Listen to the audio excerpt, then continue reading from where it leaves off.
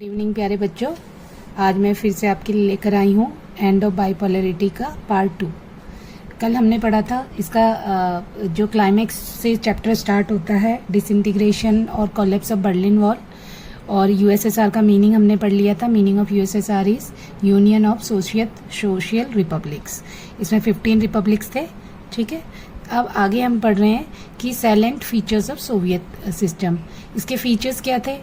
इसके फीचर्स सबसे ज़्यादा जो ये था कि ये इसको माना जाता है सबसे पूरे वर्ल्ड में, जिस समय ये इस्टेब्लिश हुआ था, यूएस के बाद दूसरे नंबर का सबसे डेवलप्ड इकोनॉमी मानी जाती है सोवियत इकोनॉमी सबसे ज़्यादा। और इसका दूसरा इंपॉर्टेंट फीचर है complex communication network.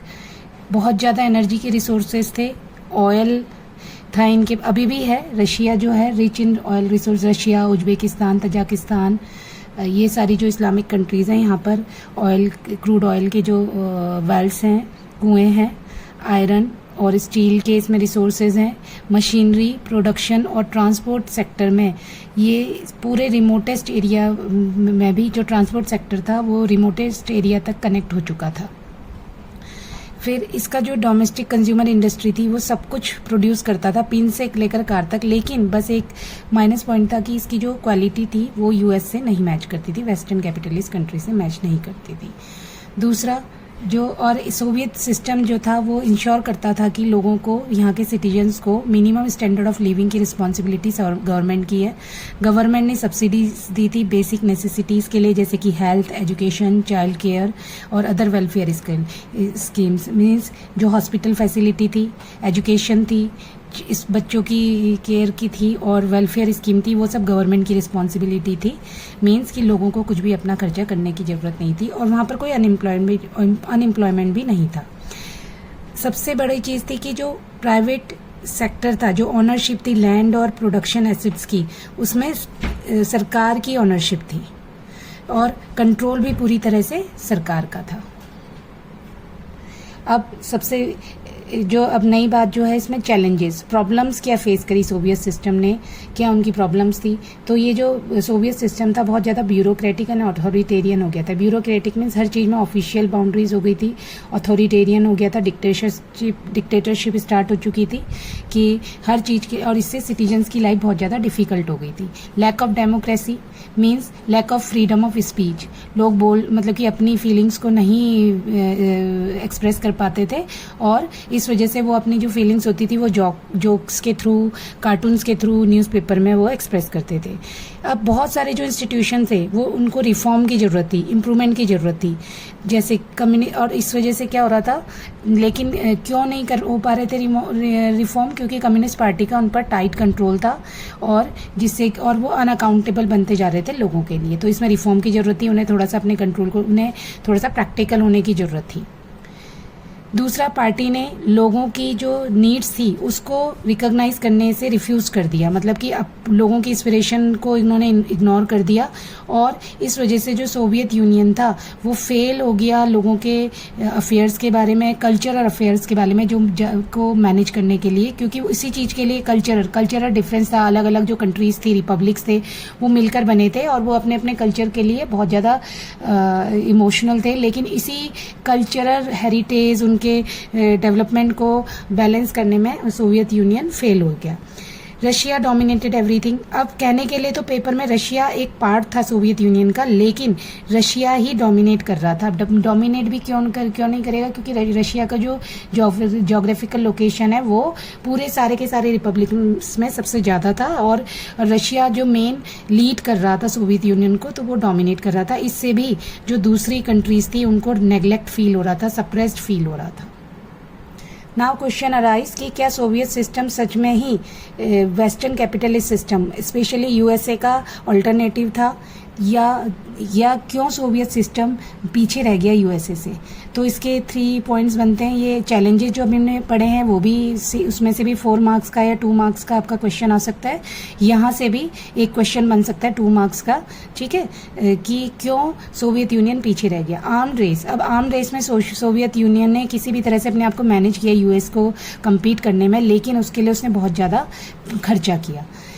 Technology and infrastructure, technology और इंफ्रास्ट्रक्चर में ज़रूर इन्होंने अपने घर में सारी चीज़ें प्रोड्यूस करी, लेकिन इनकी जो क्वालिटी थी वो मैच नहीं करती थी किससे, यूएसए से। और दूसरा पॉलिटिकल और इकोनॉमिक एस्पिरेशन में भी लोगों की एस्पिरेशंस, उम्मीदें पूरी करने पर भी ये लोग फेल हो गए थे because of lack of democracy, because of very authoritarian and bureaucratic system of political parties। दूसरा कम्युनिस्ट पार्टी सिस्टम था, वन पार्टी सिस्टम था, इस वजह से भी लोग उनसे थोड़ा सा अपसेट हो गए। Fall of productivity and technology, अब वेजेस तो कंटिन्यू ग्रो हो रही थी लेकिन प्रोडक्टिविटी उसी हिसाब से नहीं बढ़ रही थी, और इस वजह से ये किससे पिछड़ जाता है, वेस्ट से पिछड़ जाता है, और इस वजह से इनके पास कंज्यूमर गुड्स की शॉर्टेज हो जाती है और लोग बहुत ज़्यादा डिस्टर्ब हो जाते हैं इन सारी चीज़ों की वजह से। अब हम कंटिन्यू करेंगे इसके इंपॉर्टेंट लीडर। वैसे तो बहुत सारे इसमें लीडर्स दिए गए हैं, हम उन्हें भी डिस्कस करेंगे, लेकिन पहले जो इसके पहले लीडर जो हैं व्लादिमीर लेनिन, जिन्होंने स्टैब्लिश करा है, founder of Bolshevik Communist Party और leader of the Russian Revolution. Russian Revolution के लीडर रहे हैं, हमने स्टार्टिंग में ही पढ़ा। रशियन रिवॉल्यूशन हुआ था to make free Russia and other republics from the fascism, ठीक है। तो फासिज्म से फ्री करने के लिए रशियन रिवॉल्यूशन हुआ था, और उसके जो लीडर थे वो कौन थे, व्लादिमीर लेनिन, और इसी के यूएसएसआर के फाउंडर हेड भी थे व्लादिमीर लेनिन। तो ये तो फाउंडर थे, ये एक पहला पॉइंट हो गया इन, ठीक है, व्लादिमीर लेनिन का। दूसरे Mikhail Gorbachev, he was the last leader of USSR, और दूसरा ये इन्होंने ऐसी पॉलिसीज रिफॉर्म करी और ये वेस्ट की तरफ कनेक्ट होने के लिए इन्होंने लोगों को मोटिवेट किया, तो इस वजह से ये लास्ट लीडर भी कहलाए। और इन्होंने दो पॉलिसीज इंट्रोड्यूस करी, पेरेस्ट्रोइका रीस्ट्रक्चरिंग, इन्होंने जो भी यूएसएसआर की जो पॉलिसीज थी उसे रीस्ट्रक्चर करा।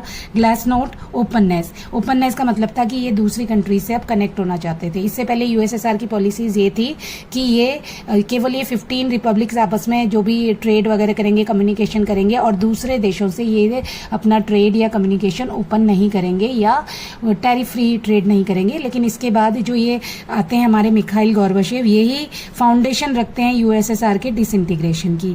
पॉलिसीज इनकी ही थी, लेकिन वही होता है कि लक बाय चांस, जो क्रेडिट ले जाते हैं वो लेकर जाते हैं हमारे। अब हम पहले तो मिखाइल गोर्बाचेव का कंट्रीब्यूशन पढ़ लेते हैं। सबसे पहले तो जो कंपटीशन चल रहा था यूएसए के साथ, यूएसएसआर का आर्म रेस का, उसे स्टॉप किया गया क्योंकि इसमें बहुत ज़्यादा एनर्जी और रिसोर्सेज वेस्ट हो रहे थे।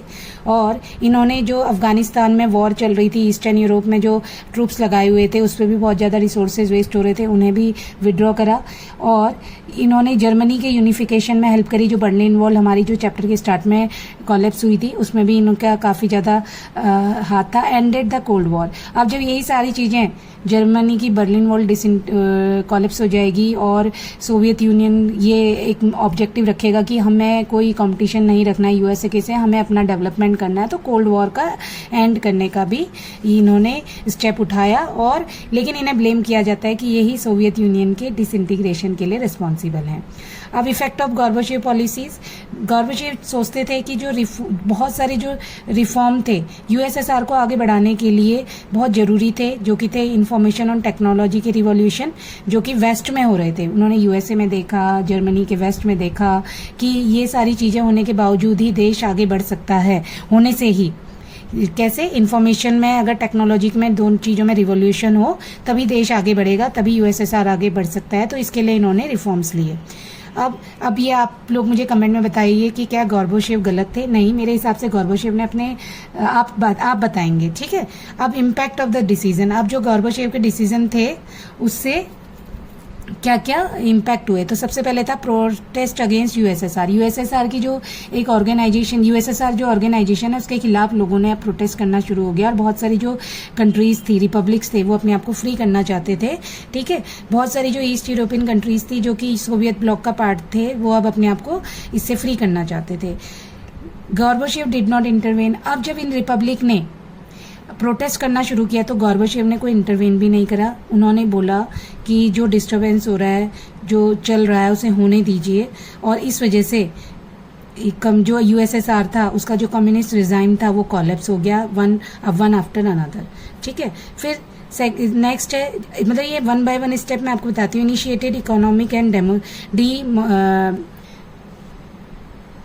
अब उनकी पॉलिसी क्या थी, इकोनॉमिक की नई पॉलिसी उन्होंने स्टेब्लिश करी और democratisation means one party systems के वो भी अपोज थे।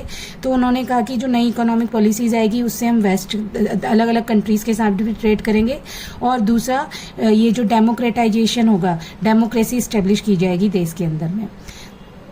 अब जो कम्युनिस्ट पार्टी के लीडर हैं, देखिए जब ये सारा कम्युनिस्ट पार्टी के लीडर तो क्या है, वन पार्टी सिस्टम वाले हैं, वो इस रिफॉर्म को, गोर्बाचेव ने जो भी रिफॉर्म्स दिए उन सबको उन्होंने क्या करा, अपोज करा। वो उसके अगेंस्ट हो गए कि नहीं, हमें ये सब पसंद नहीं है, हमें तो वैसे ही रहना है जैसे अभी तक थे। अब जबकि अपोज हो रहा है, कम्युनिस्ट पार्टी अपोज कर रही है, जो मेन लीडिंग पार्टी है, तो वो एक कूप भेज देते हैं किस चीज़ के लिए, इसको ये 1991 में जो ये सब चीज़ हो रहा है, 90s के आसपास गोर्बाचेव की जो पॉलिसीज़ चल रही है उसके अगेंस्ट में कूप भेजा जाता है। और लेकिन अब जो गोर्बाचेव की पॉलिसीज़ हैं और गोर्बाचेव ने जो इन्फॉर्म कर दिया, इंट्रोड्यूस कर दिया कि अब हम ओपननेस लाएंगे, तो लोग फ्रीडम को टेस्ट कर लिया है और अब वो पुराने ओल्ड स्टाइल को, कम्युनिस्ट पार्टी सिस्टम को नहीं चाहते हैं।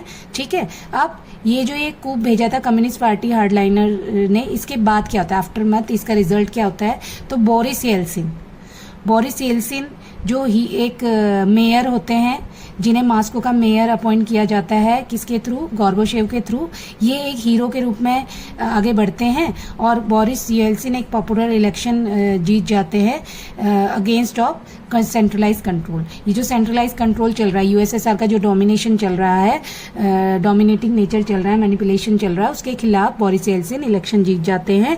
अब पावर शिफ्ट हो जाती है सोवियत सेंटर से रिपब्लिक्स में, कि अपने अपने देश को सब फ्री कराना चाहते हैं। और अब जो most of the European countries थी वो अपने आप को कैसे देखने लगी थी, सोवरेन स्टेट्स के रूप में, फ्री के रूप में, कि वो अब उनका ही सब कुछ कंट्रोल हो। और सेंट्रल एशियन रिपब्लिक, लेकिन देखिए जो यूरोपियन कंट्रीज थी, जो रशिया के बहुत ज़्यादा पास थी, यूएसएसआर के मेन कंट्रोल में थी, वो तो फ्री होना चाहती हैं, लेकिन सेंट्रल एशियन रिपब्लिक जो कि जैसे कि ईस्टर्न पार्ट थे, वो रशिया यूएसएसआर के साथ ही रहना चाहते थे, वो उनसे अलग नहीं होना चाहते थे। अब दिसंबर 1991 में बोरिस येल्सिन की लीडरशिप में रशिया, यूक्रेन, बेलारूस, ये 3 जो मेजर रिपब्लिक्स हैं, ये डिक्लेयर करते हैं कि सोवियत यूनियन डिसबैन हो चुका है और कम्युनिस्ट पार्टी को सोवियत यूनियन से बैन कर दिया गया है।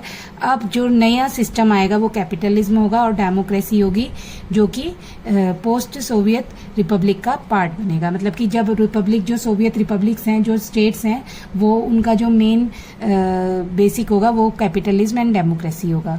चिल्ड्रन, आई होप कि ये आपको टॉपिक समझ आया होगा। आप इसे पढ़ेंगे अच्छे से, रिवाइज करेंगे टॉपिक्स को और आप इसे अपने पेपर के लिए आप इसका बेस मजबूत करेंगे। मैं उम्मीद करती हूँ कि आप रोज़, मैं बार बार ह्यूमैनिटीज़ के बच्चों को कहती हूँ, आपका आगे बढ़ना है और आपको अच्छे मार्क्स लेकर आने हैं सारे सब्जेक्ट में। ठीक है, थैंक यू वेरी मच।